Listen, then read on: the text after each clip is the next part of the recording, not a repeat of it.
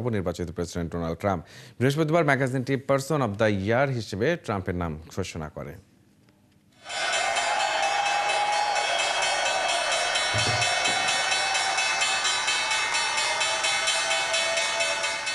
এদিন Wall Street new York stock এক্সচেঞ্জের উদ্বোধনী ঘণ্টা বাজানোর মাধ্যমে এই উপলক্ষ উদযাপন করেন যুক্তরাষ্ট্রের নির্বাচিত প্রেসিডেন্ট। এর মধ্য দিয়ে ৭৮ বছর বয়সী ট্রাম্পকে এবার দ্বিতীয়বারের মতো পারসন অব দ্য ইয়ার করা হলো। Double million offer Walton fridge কিনে পেতে পারেন ২০ লক্ষ টাকা, রয়েছে কোটি কোটি টাকার নিশ্চিত উপহার। এর আগে ২০১৬ সালে প্রথমবারের মতো তাকে এই খেতাব দেওয়া হয়। এবছর প্রতিদ্বন্দ্বীদের সংক্ষিপ্ত তালিকা আগে প্রকাশ করে টাইম ম্যাগাজিন।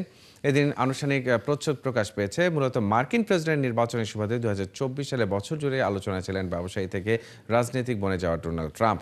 নির্বাচনী প্রচারণাকালে দুইবার হত্যাযজ্ঞেরও শিকার হয়েছিলেন তিনি।